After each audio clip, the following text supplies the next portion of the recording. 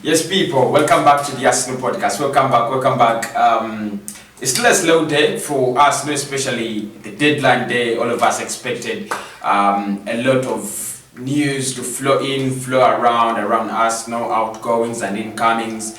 But still a slow day. Nothing yet about Hausumawa, nothing yet about Thomas Partey, nothing yet about anyone close to coming to Arsenal. But there is news about the outgoings, and that's what we are going to be discussing straight from Fabrizio Romano, who says that Guendouzi has finally joined Hertha Berlin on a loan deal. However, there is no buy option and there is no obligation to buy, so he's leaving just for playing time. Literally, if you think about it in that sense, it's just for playing time.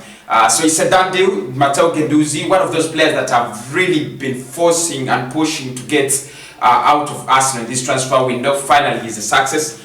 He goes to Germany, Hertha Berlin. I think he's going to get playing time there. And the nature of German football and the nature of Matteo Guendouzi's physique and kind of football, I think he just might be a success there. It's pretty clear that's not a kind of player that is going to play for us this season. Mikel Arteta is not in love with him, and everybody at the club, especially the fans, are also not on his side. So it would have been much better if he left. I think reports had that he was going to Valencia in Spain, and that was the latest we knew. But finally, he makes a transfer switch to Hertha Berlin alone. It's going to be a full season. All we can say is farewell. Now, this brings in the Lucas Torreira deal, which is going to be announced today, as soon as Nikola Kalinic crosses over to Hellas Verona from Atletico Madrid. Now, that means we have lost two midfielders in a space of 1 week. You have lost two midfielders in a space of 1 week, and that leaves us with a lot of deficiency in the midfield. You have now. I think we have three midfielders. That is Dani Ceballos, Mohamed Elneny, and then Granit Xhaka. You can think about Mesut Ozil as well, but of course you cannot really think about him, especially by the fact that in the first 5 games we have played this season, not even a game has he appeared on the pitch. So it's going to be very hard for us to count him as part of our midfield. And literally, we cannot go through 38 games plus Europa League plus FA Cup plus EFL Cup with three midfielders. That doesn't make sense. I'm not counting on Joe Willock. I'm not counting on such players. I think we have three midfielders, and we are going in a season. This is really crazy. I don't know if you're going to sign anyone, but this is driving me crazy. Like, we are going into a season with three midfielders who are just not good enough. I'm not saying Lucas Torreira and Matteo Guendouzi should have stayed, because they are equally not good enough as well. But think about it in this way, that you are a team like Arsenal, you want to fight for top 4. This is a season where most of our rivals are crap. Manchester United spanked 6 and Liverpool spanked 7. This is an opportunity for us to go back to the Champions League. We just need to hold our heads high, and finally we sell off our midfield totally. Now we have three midfielders with Mohamed Elneny, Granit Xhaka, who are just average, and Dani Ceballos, who we don't know whether he's going to have a great season or not. Okay, so those are two left, and David Ornstein has just confirmed that Jorginho is not going to join Arsenal on loan from Chelsea on this deadline day. Now that leaves Arsenal with no option in the midfield incoming options. No option, actually. No option. Guendouzi leaves, Lucas Torreira leaves, Jorginho deal is off, Thomas Partey deal is harder than ever as well, and Hausumawa scores for Lyon and brags that he is staying with a club that raised him. So that is where we stand right now. That's the update. Apart from Matteo Guendouzi leaving, no one has left as for now. Nothing is confirmed, but Arsenal is not linked. Seriously, there isn't any action going on right now. Interesting. Like, this is so interesting. I just love my club. But like I've already said, if we are working hard to become a mid-table team, I think we are progressing. We are progressing very fast. Because if we sell 2 midfielders, you don't bring in anyone, what does that mean? It means you're chasing Leeds, you're chasing not Everton, you're chasing Sheffield, and by the end of the summer, you have a squad that is equal to theirs, and by the end of the season, you have results and points just like them. Like we were saying that we want to go to top 4 with the same team that finished 8th last season. Now it's even worse because the team that finished 8th last season is being chopped. We are chopping off players because we have to register 25 in the Premier League and we have over 35. And interestingly, the midfield where we need numbers is the same position where we are chopping numbers. We are not bringing in anyone, and we are reducing the quality in an area where we don't have where we literally don't have quality. Yesterday we were playing against Sheffield United, and they were playing against us in the midfield, and they wanted to dominate that game. They tried to dominate that game, and they dominated some portions of that game in the midfield.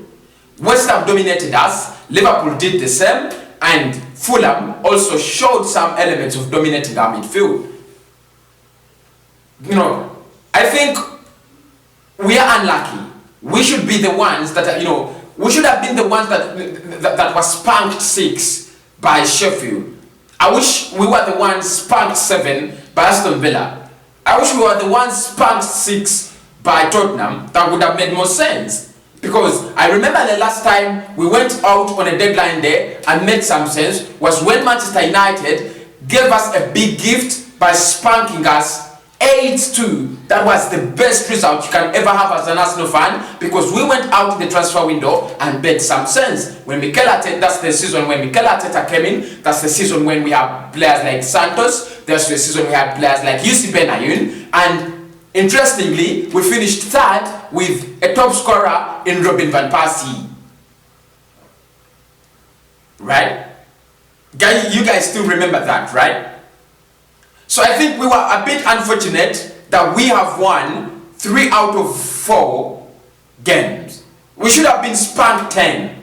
Because if they spank us 10, then there is nowhere to hide. This like a big wound that we are hiding in big clothes.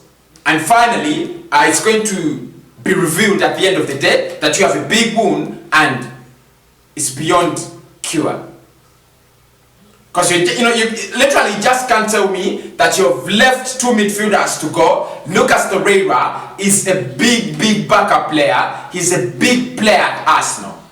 Almost a starter. If any manager apart from Mikel Arteta would start Lucas Torreira ahead of Granit Xhaka and ahead of Mohamed Elneny.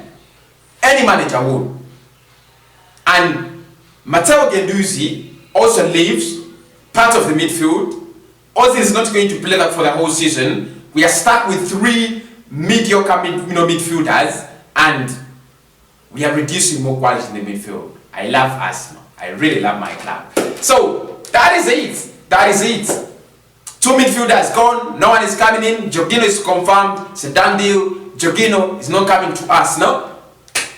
36 minutes ago from Fabrizio Romano. You can check out his Twitter. That story is there. It's the deadline there, and Arsenal is waiting to be spanked 10. I think we are the only club that needs to be spanked, because Leicester City spanked Manchester United 5, Manchester City 5, Tottenham give it all to Manchester United 6, Aston Villa humble Liverpool 7. I hope Everton is going to give Arsenal something like 9-1. That would be an interesting result. 9-1. So that Mikel Arteta, the big Mikel Arteta, stops defending the board, because he's saying the board is supporting him. Fooling the fans all the time, the board is supporting me, and we are asking, where is the support? What shows the board is supporting you? There isn't anything to show. There isn't anything to show. But Every day in his press conferences, he says the body is supporting us, we are doing well, we are progressing. When Aston Villa, when Everton spank us 9, then we shall say we need more signings deep down in the midfield. You know, deep down in the middle of the season, when we can't actually access more signings. We never use our time. We never use our time. Literally, it only makes sense for one to say that Arsenal went into the transfer summer with £22 million to sign Gabriel Magalhaes, and then we went broke. Wow. Wow. Someone needs to check our financial papers. Maybe we are rich on paper and we are broke. More broke than Leeds. Just, you know, I was looking at Everton. They spent less than 100 million there on a, you know, on a midfield triplet. On a midfield trio, 3 players. They have Alan, they have Doucouré, they have James. And you guys can see what, you know, all those 3 are doing at Everton. And Arsenal has 22 million to spend in the summer, just 22. Anyway, the deadline day is still on, so until it's over, we are still doing terrible business. We are still running terrible business. Gang business. Banter club. I'm out.